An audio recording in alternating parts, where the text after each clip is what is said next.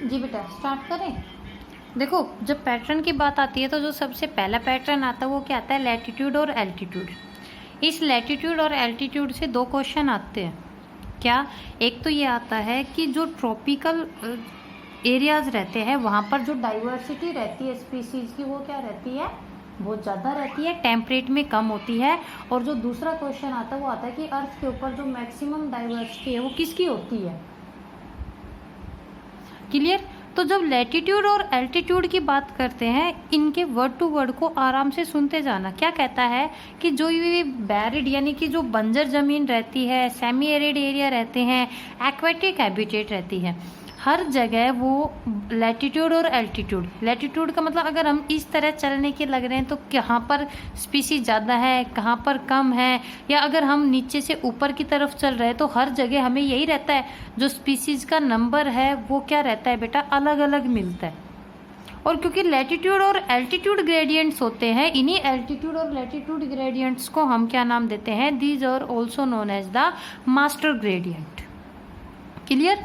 Master gradient के बाद आगे क्या कहता है कि जब बायोडाइवर्सिटी की बात आती है तो बायोडाइवर्सिटी पोल्स के पास रहती है कम, टेम्परेट में थोड़ी सी ज़्यादा, लेकिन जो स्पीसीज डाइवर्सिटी है, जो लिविंग क्रिएचर्स है, वो हमें सबसे ज़्यादा कहाँ पर देखने को मिलते बेटा, ट्रॉपिकल में। ऐसा क्यों? क्योंकि जब ट्रॉपिकल रेन फॉरेस्ट की बात आती है, बारिश होती रहती है, सनलाइट है, बहुत सी चीज़ें हैं जो कि यानी कि फेवरेबल एनवायरमेंटल कंडीशन है। और जब अगर कंडीशन ही फेवरेबल रहेंगी तो इसकी वजह से क्या होगा, नई स्पीसीज का भी इवोल्यूशन होता है, और जो भी नई वेराइटीज या जो नई स्पीसीज बनने के लग रही है वो क्या कर जाती है, आराम से वहाँ पर एग्जिस्ट कर जाती है। लेकिन इसके उल्टी कंडीशन होती है ठंड वाली जगह, टेम्परेट एरिया में। क्यों? क्योंकि जब बर्फ़ पड़ेगी तो वो इतनी ज़्यादा जम जाती है, इतनी ज़्यादा हो जाती है कि धीरे धीरे करके या तो स्पीसीज वहाँ पर ख़त्म हो जाती है या बिल्कुल ही सेलेक्टेड हो जाती है। क्लियर। तो आगे क्या कह रहा है बेटा कि जो मैक्सिमम डाइवर्सिटी का था ना, कि जो क्वेश्चन आता है वो यही आता है कि मैक्सिमम डाइवर्सिटी कहाँ मिलती है। मैक्सिमम डाइवर्सिटी मिलती है हमें tropical Amazon rain forest, south America के जो अमेजन रेन फॉरेस्ट है वहाँ पर मैक्सिमम डाइवर्सिटी है, जहाँ पर लगभग 40,000 प्लांट की स्पीसीज है, 3,000 लगभग फिशेज की स्पीसीज है, और 1.25 लाख के लगभग इनवर्टिब्रेट्स है। क्लियर। अगर अब हम आगे बात करते हैं तो क्या कहता है कि अगर आप एक माउंटेन पे ऊपर की तरफ चढ़ते जा रहे हो तो जो स्पीसीज का नंबर है वो वहाँ पर क्या होने लग जाता है, कम। यानी कि नीचे से जब हम ऊपर की तरफ जाते हैं तो नीचे स्पीसीज ज़्यादा है, लेकिन जैसे जैसे ऊपर बढ़ते जाएंगे जो स्पीसीज रहती है बेटा वो क्या होने लग जाती है, कम होने लग जाती है। ऐसा क्यों? क्योंकि जैसे जैसे हम माउंटेन पे ऊपर जाएंगे जो टेम्परेचर है वो कम होने लग जाता है, और जो वेराइटी सीजन में जो चेंजेस होते हैं वो वहाँ पर होते हैं ज़्यादा। क्लियर। तो ये कुछ फैक्टर्स आते हैं जो कि आपके पास जो ये पैराग्राफ आपको दिखाई दे रहा है, ये 3 नंबर में क्वेश्चन आता है कि why tropical areas have much species richness as compare to temperate. तो इनके रीजन सुनो। स्पीसिएशन सडनली नहीं होती, टाइम के साथ उसका इवोल्यूशन होता है।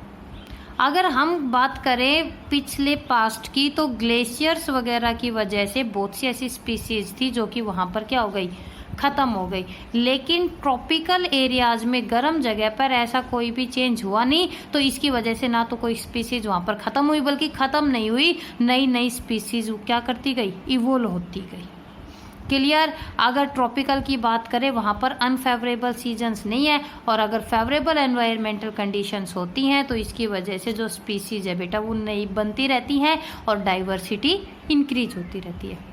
ट्रॉपिकल में सोलर एनर्जी ज़्यादा है, अगर सोलर एनर्जी है तो फोटोसिंथेसिस ज़्यादा, फोटोसिंथेसिस ज़्यादा तो ऑर्गेनिज्म का नंबर ऑटोमेटिक इंक्रीज करता है। रिसोर्सेज जो रहेंगे वो ट्रॉपिकल्स में ज़्यादा होते हैं, कंपटीशन यहाँ पर कम होता है। क्यों? क्योंकि फेवरेबल एनवायरमेंटल कंडीशंस अच्छी हैं, और इसके अलावा एक्सटिंक्शन जो स्पीसीज़ का ख़त्म है वो यहाँ पर कम है।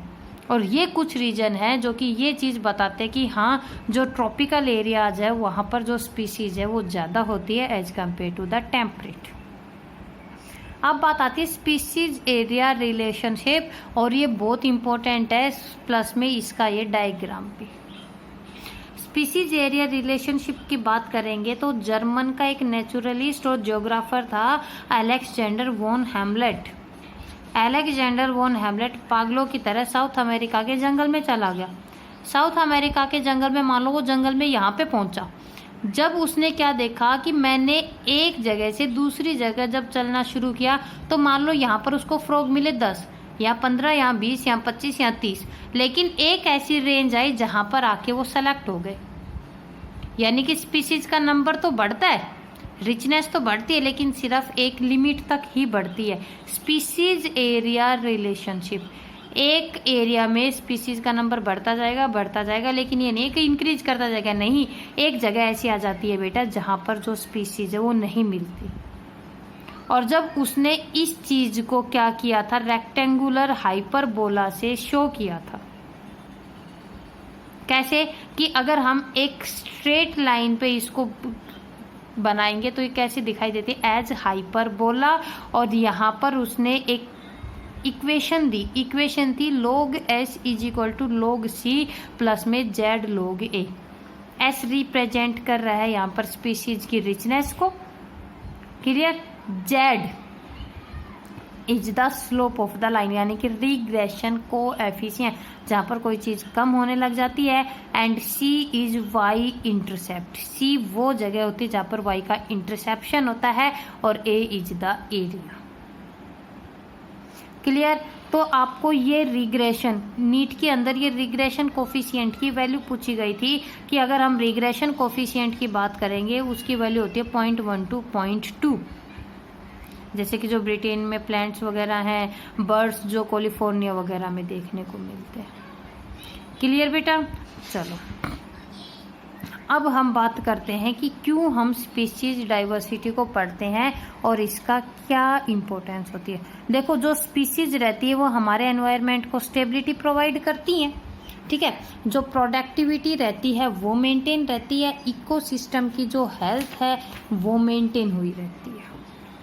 बट हमारी ही मेहरबानी है कि आज के टाइम पे जो स्पीसीज है वो खत्म होती जा रही है। The most important topic from this chapter, causes of the biodiversity loss. ऐसी क्या चीज है जिसकी वजह से जो स्पीसीज की डाइवर्सिटी है वो खत्म होती जा रही है?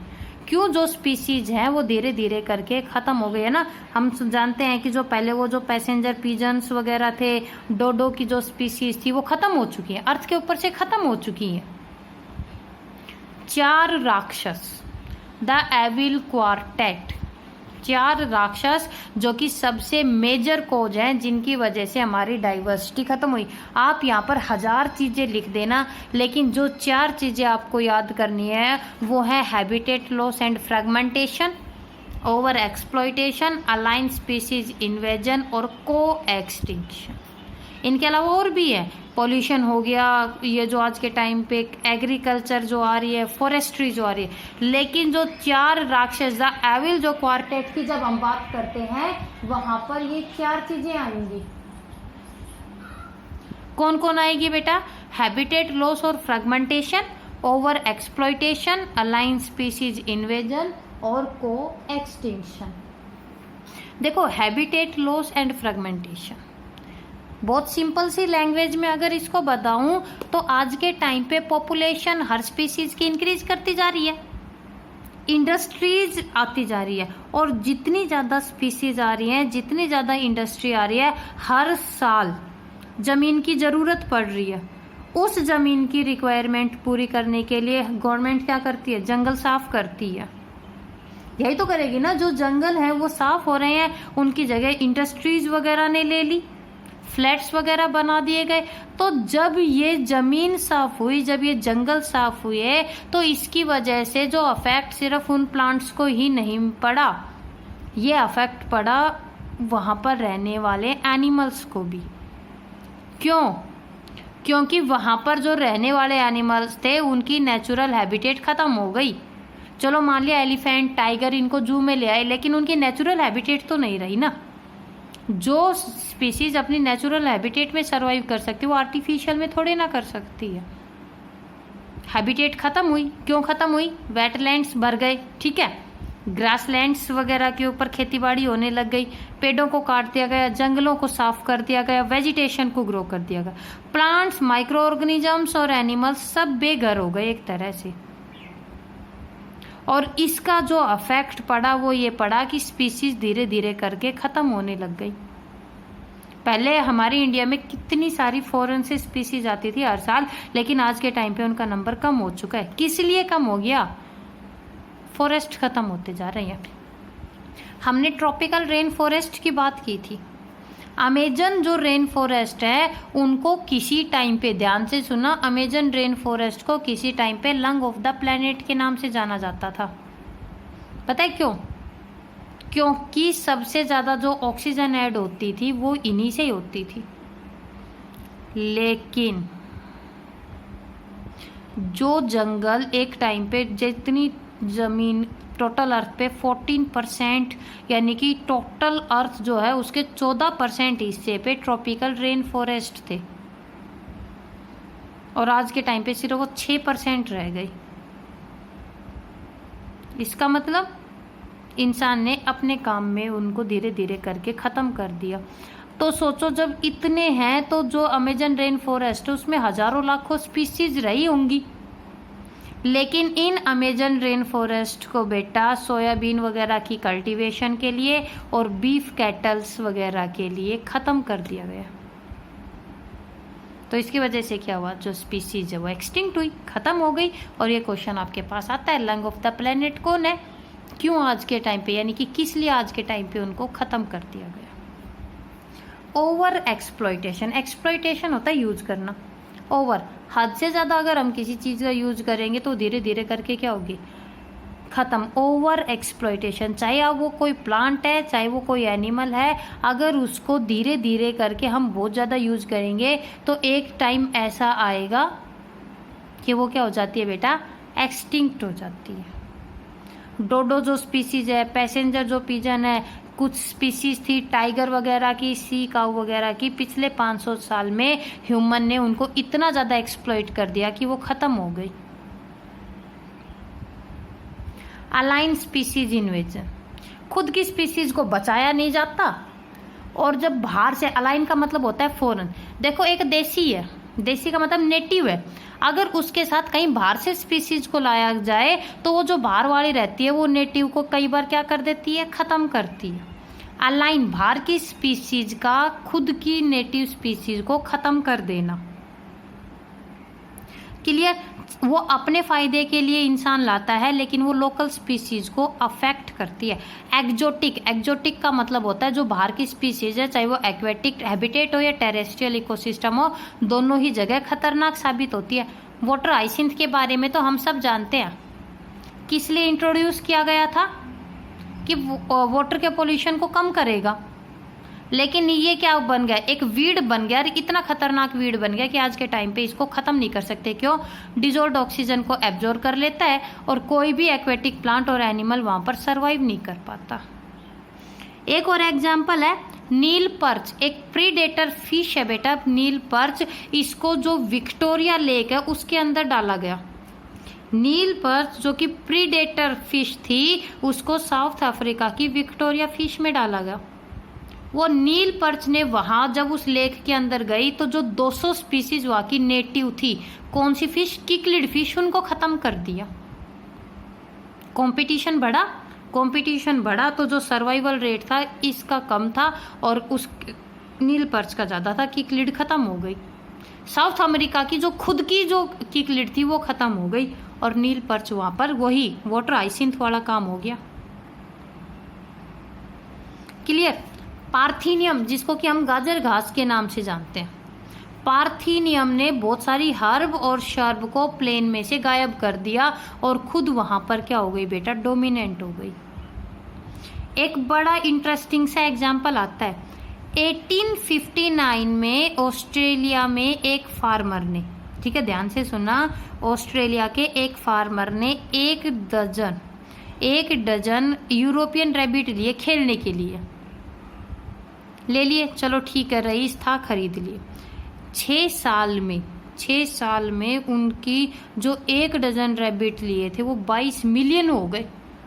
रिप्रोड्यूस करते रहे। 1930 में जो उनकी पॉपुलेशन थी वो 750 मिलियन थी।